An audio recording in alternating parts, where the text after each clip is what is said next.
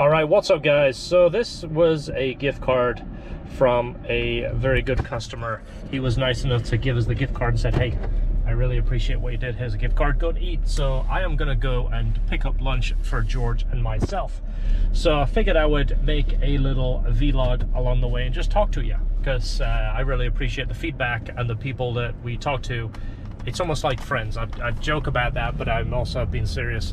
Our followers are like friends. I feel like I could get along with any one of you. You could come and visit, we would talk, and we would probably think about the same. I put the video up just the other day about the NSX, and of course it's got mixed emotions. People said, oh, you should do this and you should do that.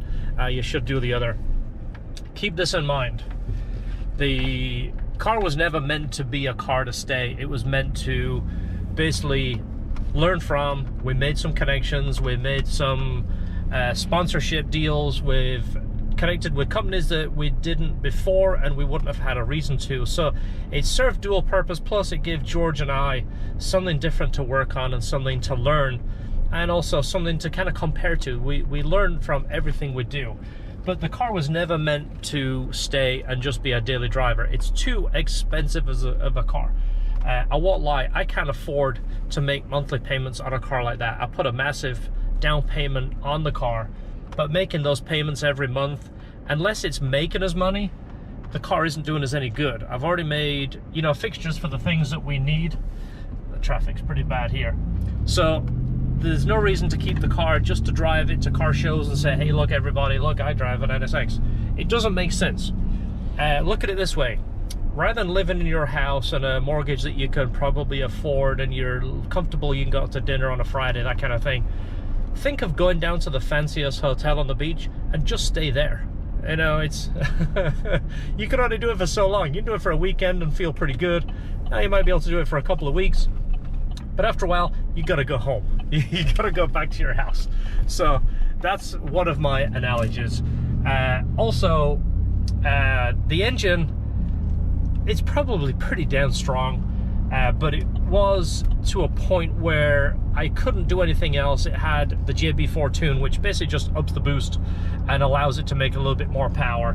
But if there was custom programmable system, kind of like a Honda Flash Pro, then there was more possibilities. I could maybe develop a larger turbo system for it and tune it and maybe make, you know, 800 horsepower. Going to Superior, by the way, I'll tell you about that in a minute. So we were limited what we could do for tuning. So by running the piggyback system and turning up the boost and running the boost higher and higher, of course it's a pretty safe deal. There's a lot of people running that system. Nobody's having any problems. But if you do have a problem, that engine is $90,000. It's just unfathomable. I mean, first off, the car is expensive to own, but 90 grand. And again, people are going to say, well, that's absolutely ridiculous. You could do this, this, and this. Well, it's a very limited production engine. They don't make it for anything else. It doesn't share any platform with any of the other line. So it's made pretty much, make sure I don't back over their bushes here. You back up until you hear a crunch, and then you stop, or you stop at the last red line. So it's a limited production. They're making one engine for one car. It's not like a, you know, it's not like GM make tons of engines and they offer it in their aftermarket support for the hot rod guys and the drag race guys, that kind of thing. So that's why it's 90 grand. It's not that it's made of alien technology, even though that does kind of sound believable. 90 grand, that's 3 Civic Type Rs. I'm sure if you walk into Honda and you say, listen, here's 90 grand, I don't want to haggle, give me 3 Civic Type Rs, I want red, white, and blue. You're walking out with 3 Civic Type Rs. So can't justify it. And I want to run the car at the road course. I'm not interested in drag racing. I use the drag racing to get a comparison for the modifications if they were actually working. But other than that, the drag racing thing, it does nothing for me. It really doesn't. I didn't get the drag race bug. I don't really have plans to get a car and push it another tenth and another tenth and another tenth, because I feel like you're not actually getting anywhere. You're just chasing time. It doesn't, there's no end. There's no, you know, there's no reward, because whatever time you get, you want to go a little bit faster. Great, it run a 1099. I got to run a 1088. I got to run, before you know it, it never ends. My idea is And again, I'm learning all the time, so I hope you're kind of following along with this. It doesn't matter where you are in your skill or your career or your time in life, you're learning something. So I learned from the NSX, and I also learned that I don't need some of the things it has to be happy. I definitely miss a manual transmission. It's just what I've always had, and there's comparisons of, this video's out right now where they're comparing the automatic ZR1 versus the manual ZR1, and yeah, the automatic car is faster and accelerates faster, but you know, you're not doing anything. You're stabbing the floor, you're stabbing the pedal to the floor, and you're waiting for the car to do everything. You might win with an automatic, but are you having as much fun as upshifting, downshifting, coming off the gas, the car getting squirrely? It's the fun factor. So the next car is definitely going to be a manual transmission, and same goes for the road course. When you go to the road course, my thing is, even if you're not the fastest guy there, even if you're the slowest guy there, you're having a good time. You're enjoying the journey. You're not trying to get to the finish line and then run to the tower to see what your time is, or to say, hey, where did I position? Who cares? Buy the car, build the car to enjoy. Myself, I can't leave my fingers out of something. I have to tinker with it, right, as a little kid, and my son's doing it too, and I'm finding myself correcting him for stuff that I did, and my dad corrected me. First thing he does is get a toy, wants to take it apart and see how it works. Then he wants to take this motor out and put it in this car. It started as a young age. I gotta keep messing around with stuff as I've more matured. I don't want to mess around with stuff to ruin it. I don't want to put exhaust out the hood and, you know, the things that take away from the car. I want to do progressive improvement, so everything I do is a significant improvement. It doesn't take away from the car. And I think the NSX, I got to a point where, apart from putting a different colored wheel on it and lowering it, what else was I going to do? It was a terrific looking car. I didn't want to take away from it. So the next car has to be a tinkerability car. And tinkerability, that might be a new word. And as I've said before, it's not if you can afford to buy a car, it's can you afford to break a car. That sounds a little extreme, but I mean that as oil changes. Insurance, can you afford to insure it? The NSX, the insurance was way higher because it was an expensive car, and they assume if you scratch it or wreck it, they're going to pay out a massive premium, so you're going to pay a higher payment. So can you afford to insure it? Can you afford to change the oil? Can you afford to change the transmission fluid? Can you afford to wear out the brakes? Worst case scenario, can you afford to break the engine? You know, it's something that you got to think about. You don't want to jump into a hole without knowing roughly how deep it is. So that's things that I'm kind of taking into account. As you see, I can ramble about cars and my inner thoughts all day. So I'm at Superior right now. I'm not going to film inside. I'm gonna go look at, actually, you know what? Let's go look at the car. It hasn't been done for a while. A lot of people were complaining I was teasing the paint code and everything else, and I was getting fed up of it. No, you guys are trolling and you're annoying. So I said, you know what, we're not going to do any more updates until the paint code or the paint is going on the car.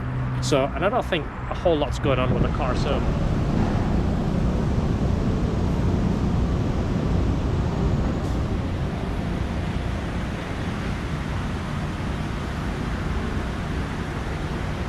all the parts are primed now, and the car is primed. What's nice is the paint primer on there has sat for about a week and a half now, so now we know it's fully cured.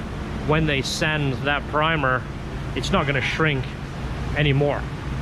Same as this has been primed for about a week, and it's what they told me, it's one of those things that you do on a car if you can let it sit longer.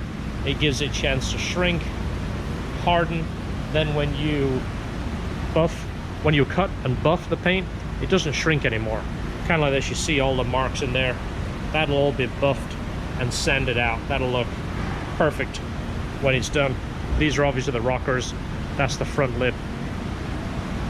So it's moving now. I'm thinking really soon we are gonna have a color to reveal.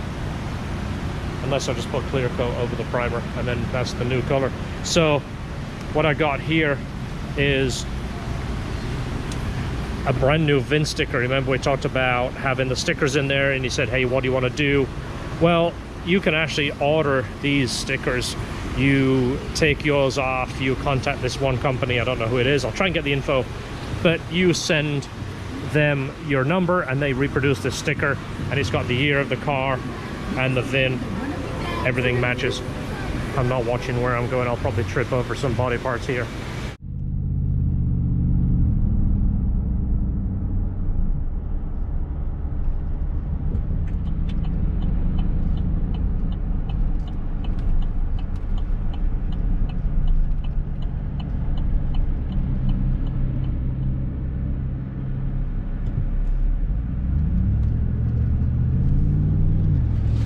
So as crazy as this sounds, I just bought one of these for George and myself. I've seen these things, I don't think I've owned one in 20 years, but it helps keep the truck cool. You crack the windows too. You put that shade up there. I've got these little louver things now. I just put these on. I never really liked the look of them, but now I like them. And I can crack the windows. It lets the heat out without rain getting in, and to try and prevent dings. You see where I park? This is their parking lot, right? There's that guy there, and this is where your regular parking is. This is door ding central over here. This is the let me eat, let me get a beer, let me door ding the car, I gotta get back to work. That's the don't put any more dings on my truck. I'll try and keep it nice. You can relate, right? There it is. Bag of good smelling wings and a side salad. Really? You couldn't park over door ding central? I guess next time I'll park way over there. That's a good spot. So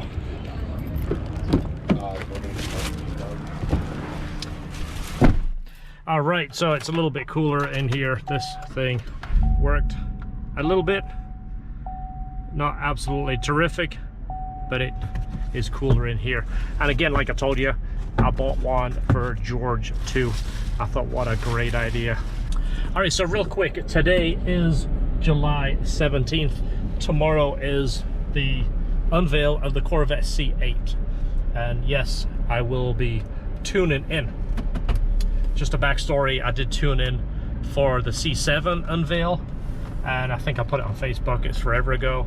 And as soon as I saw it, I said, yes, I am getting one of those. And I did. I waited until the Z06 came out. I didn't buy the Stingray, but I did buy one in 2017. I actually ordered it from the factory to my specs. Unfortunately, that car was a lemon. It had a whole bunch of electrical issues. If you want to search for that video, I took it to the dealership. It took them a week to figure it out. They had to remove the fenders and remove all kinds of stuff. After that, I was out. I didn't want the car anymore. That scuffed the paint, that swirled it, that nicked it. I was over it. I don't care if the car was fixed. I couldn't own it after that. So the C8 unveil tomorrow. I am going to watch it. I am very intrigued. This isn't like a troll and hey, I'm secretly getting one. I would never buy the first year of a car, especially a GM car. Their cars seem to be very good once they've figured them out. So the first year, first 2 years, I personally wouldn't own it. But saying that, maybe after 2 years, if it's affordable, that might be a car that is on my list. Right now it's not. I'm not going to troll, but I've already figured out what the next car is. I'm just trying to figure out how to make it happen. So I'll unveil that when I get it. I'm not going to troll it and keep teasing it, because nobody wants the tease and the drawn out thing. And I'm kind of sharing some of these things with you because the people that follow think somewhat alike. So it's almost like I'm talking to friends. The people are going to hate whatever I hate, I don't care. The Corvette, they're saying that the C8, the base, they're going to be shooting for about 68 grand, which, again, 10 years ago for me, that may as well have been 200 grand. There was no way I could buy something of that price. Now I've bought and sold cars, paid them off. I've bought the cars fairly right, sold them off, didn't lose too much money, so I kind of progressed. I mean, in 2005 I bought a Mitsubishi Evo, actually 2004, and progressed up to where I am now. So it's not always out of sight. If you're careful, I don't do anything except cars, so I'm pretty cheap, but I've got pretty good credit, so my interest rate is very, very low. I put enough down payment down that for a car of 68 grand, you know, I can keep payments at about 350 a month, as opposed to times that for the NSX. So I'm gonna quit yapping. I'm going back to the shop. We're going to eat wings. Hopefully you're having a great day. Hopefully you are enjoying your cars and you are looking forward to the C8 unveil. If you are, give me a thumbs up. If you hate it, by the time this comes out, the car will be out. You guys are going to hate it. Some of you are going to like it. That's what makes the world go around. We can't all like the exact same car. Okay, so that is the end of the video. Hopefully you enjoyed it. Hopefully some of what I said made sense. Hopefully I didn't ramble too much, and you go ahead and click the thumbs down before you listen to the whole thing. Hopefully I made some sense. We have Dog in here right now. Remember Dog? She's hanging out with me. Esther brought her to work, and Esther took off, and now I am dog sitting, or she is just chilling and enjoying the air conditioning, right? So thanks for watching. Enjoy your cars, and I'll see you on the next video.